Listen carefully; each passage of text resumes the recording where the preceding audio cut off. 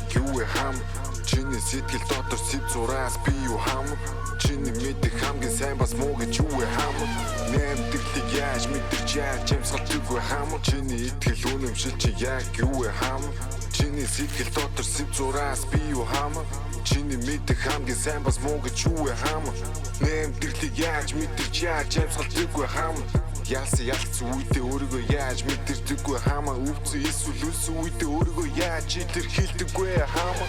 Өөрөөсөө бусдыг ядаж нэг удаа бодож үзэн биздээ хамаа.